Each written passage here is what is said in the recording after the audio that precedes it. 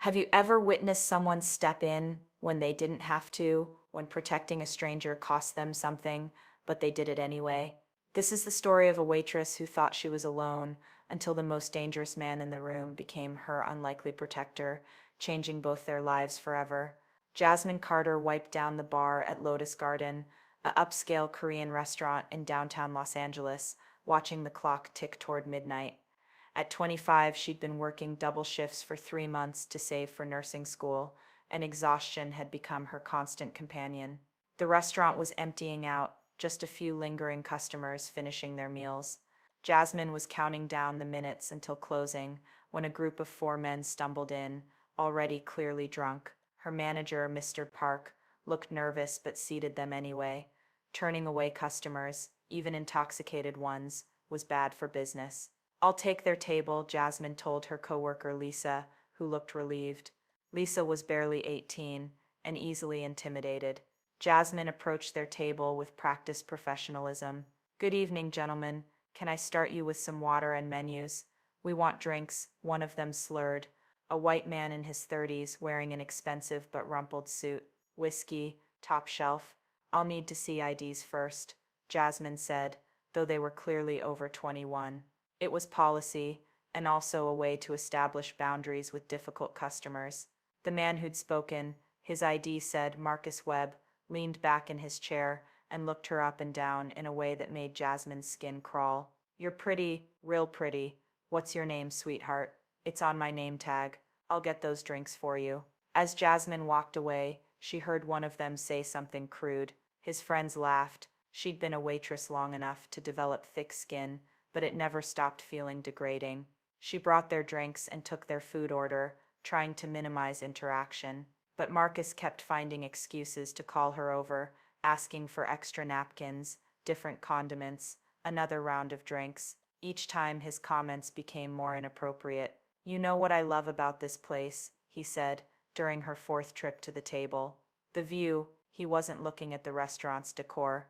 "Is there anything else I can get you?" Jasmine asked, keeping her voice level. "Yeah, your number. I don't give out my personal information.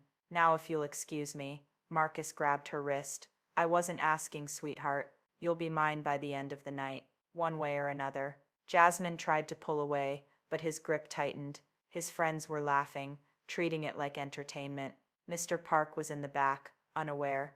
The other customers were carefully not looking, not wanting to get involved. "Let go of me," Jasmine said firmly, fear mixing with anger. "Make me," Marcus challenged. Then a voice cut through the tension like a blade, cold, controlled, and absolutely commanding. She said, "Let go." Jasmine looked up to see a man standing beside their table. He was Korean, perhaps in his mid-30s, dressed in an impeccable dark suit that screamed money and power. His expression was calm, but there was something dangerous in his eyes that made Marcus immediately release Jasmine's wrist. "Who the hell are you?" Marcus tried to sound tough, but his voice wavered. "Someone you don't want to disrespect." The man's English was perfect, his tone conversational, but laced with threat. "Apologize to the lady. Now, this is none of your business." The man moved faster than Jasmine could track, his hand suddenly gripping Marcus's shoulder, with enough force to make the drunk man wince in pain.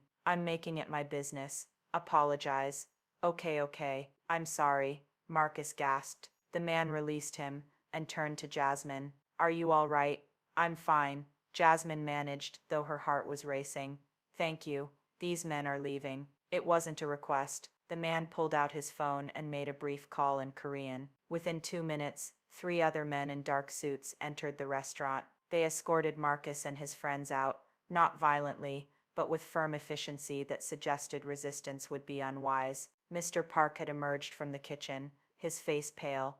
"Mr. Kang, I apologize for the disturbance. It wasn't your fault, Mr. Park, but perhaps screen your late-night customers more carefully." The man called Mr. Kang turned back to Jasmine. "Miss, you should sit down. You're shaking." Jasmine realized he was right. Adrenaline was catching up with her, making her legs weak. Mr. Kang guided her to a booth and sat across from her while Mr. Park hurried to bring water. "I'm Kang Min-suk," the man said. "And you are?" "Jasmine Carter." She took a sip of water, trying to steady herself. Thank you for stepping in. That guy was getting aggressive. He was being predatory. There's a difference between flirting and harassment. Minsuk studied her with an intensity that should have been uncomfortable, but somehow wasn't. Do you have a safe way to get home? I take the bus. It stops running in an hour, so I need to catch it. My driver will take you home. That's not necessary. I insist. Minsuk's tone made it clear this wasn't negotiable. It's late, and after what just happened, you shouldn't be alone on public transportation. Something in his manner made Jasmine realize who he was. She'd heard the other staff whisper about Mr. Kang, how he was a regular customer, always respectful, always generous, but also someone you didn't cross. The owner of the restaurant paid him consulting fees every month. He was connected to the Korean organization that ran much of Koreatown's underground economy. Jasmine hesitated. You're one of those people, aren't you? The ones everyone's afraid of.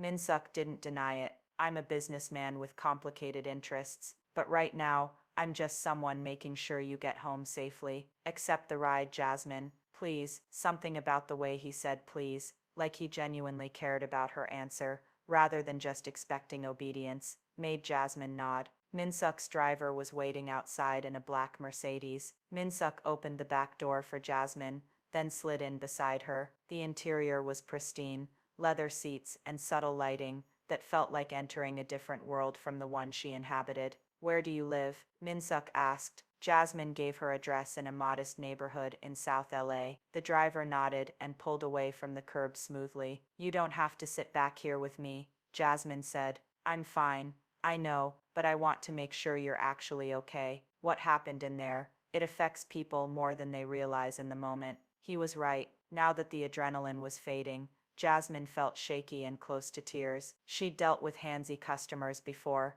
but something about Marcus's entitlement, "You'll be mine," had been particularly threatening. Why did you help me? Jasmine asked. You don't know me. Do I need to know you to recognize someone being harassed? Minsuk countered. That man was escalating. If I hadn't intervened, things could have gotten much worse. Most people just look away. I'm not most people. Minsuk studied her in the dim light. How long have you worked at Lotus Garden? 6 months. I'm saving for nursing school. Nursing, that's admirable. It's practical, good money, stable career, helping people. My mom was a nurse before she passed. It feels like the right path. When did she pass? 2 years ago. Cancer. Jasmine wasn't sure why she was sharing this with a stranger, especially one with his reputation. Maybe because he'd helped her, or because his presence was oddly calming despite knowing who he was. They talked the entire drive, about Jasmine's dreams of becoming a nurse, about her struggles,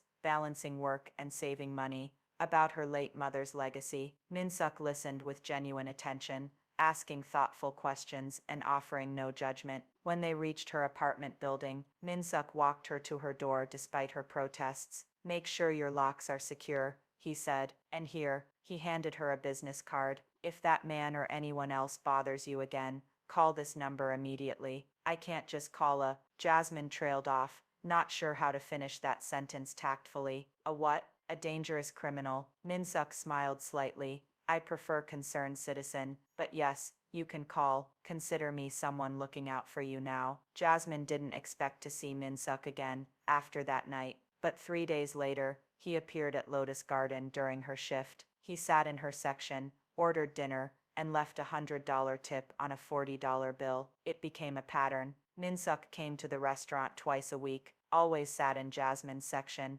always tipped generously. They talked, brief conversations between her serving other tables, but meaningful ones. He asked about her classes. She'd started taking online prerequisites for nursing school, her life, her dreams. Why are you doing this? Jasmine asked one evening, coming here so often, checking on me. Minsuk considered his answer carefully. Because I see something in you. Strength, determination, kindness despite everything you've been through. You work double shifts, save every penny, and still smile at rude customers. That takes character. You barely know me. Then let me get to know you better. Have dinner with me. Not here, somewhere nice, as my guest, not my waitress. Jasmine hesitated. People talk, Mr. Kang. If I'm seen with you, call me Minsuk. And yes, people will talk. They always do. But I'm asking anyway, because I'd like to spend time with you, without the barrier of you serving me. This is crazy, Jasmine said. You're you. I'm just a waitress trying to get through nursing school. We're from completely different worlds. So, Minsuk met her eyes. I'm not asking you to join my world, Jasmine. I'm asking if I can spend a few hours in yours. Say yes. Against her better judgment, Jasmine did. Their first dinner led to a second, then a third. Minsuk was different outside the restaurant, still commanding, still clearly powerful, but also surprisingly normal. He talked about growing up in Korea, before moving to LA, about the weight of family expectations, about the complexity of the life he'd inherited, rather than chosen. People think I wanted this, he said over dinner, at a quiet Italian restaurant. The power, the organization, all of it. But my father built this empire, and when he died, I couldn't just walk away. Too many people depended on it, on me. You could still walk away now, Jasmine suggested. Could I? I'm 35. This is who I am, who I've been for over a decade. Minsuk looked at her seriously. Does it bother you, what I do? I don't know what you do, Jasmine admitted. Just rumors. The rumors are probably accurate. I run an organization that operates in gray areas, some legal, some less so. I protect Korean businesses in exchange for fees. I broker deals that sometimes involve intimidation. I'm not a good man, Jasmine. Then why are you telling me this? Why risk me knowing? Because I don't want you to fall for an illusion. If we're going to keep seeing each other, and I very much want to keep seeing you, you deserve to know who I really am. Jasmine was quiet for a long moment. Everything logical said she should walk away, but she'd seen another side of Minsuk, the man who defended a waitress, who listened to her dreams, who treated her with respect nobody else bothered to show. I need to think about this, Jasmine finally said. Take all the time you need. The complications came when word spread that Jasmine was seeing Minsuk. Some people treated her differently, with fear, respect, or resentment. Marcus Webb, the drunk customer, suddenly sent an apology through the restaurant manager, terrified of retaliation. Jasmine's coworkers asked her for favors, assuming she had influence now. This is what I was afraid of, Jasmine told Minsuk. Everything's changed. People see me differently, because they're small-minded. But Jasmine, I need you to understand something. Being close to me does come with complications. Not everyone likes me. Some see you as a target, or a weakness. Are you saying I'm in danger? I'm saying I'll protect you. But yes, there are risks. My world isn't safe. The crisis came when a rival organization decided to send Minsuk a message. They approached Jasmine at the bus stop, after her shift. 3 men surrounding her, making threats. Tell your boyfriend to stay out of our territory, or you'll pay the price. Jasmine called Minsuk's number with shaking hands. He arrived within minutes with his security team, and the rivals scattered. But the message was clear. Dating Minsuk, put a target on her back. This is my fault, Minsuk said as they sat in his car afterward. I should have been more careful. I should have assigned protection to you earlier. You want to assign me bodyguards? That's insane. You being threatened is insane. Jasmine, I need to know, is this too much? Because I'll understand if you walk away. I'll even help you relocate if you need to feel safe. Jasmine looked at the man who'd become such an important part of her life over the past 2 months. She thought about the night he'd defended her from Marcus, about their long conversations, about the way he looked at her like she was the most important person in any room. Are you in love with me? She asked suddenly. Minsuk didn't hesitate. Yes, completely. Probably have been since that first night. Watching you stay professional and kind even when that drunk fool was harassing you. You have this light in you, Jasmine, and I'm drawn to it, even though I know I'll probably dim it, just by being close. You don't dim anything. You make me feel seen, protected, valued. Jasmine took his hand. I love you too, which is terrifying because you're right. Your world is dangerous and complicated, and nothing like what I planned for my life. So what do? We figure it out together. But Minsuk, if I'm going to be in your life, I need protection. Not just physical security, but protection of who I am. I'm not becoming someone else, not joining your organization, not losing myself. I'm still going to nursing school, still going to be me. I wouldn't want you any other way. They developed a system. Min-suk assigned discreet security to keep Jasmine safe without overwhelming her life. He invested in her education, not as charity, but as partnership in their shared future. He started pulling back from the most dangerous aspects of his business, delegating to others, looking for ways to legitimize his operations. A year later,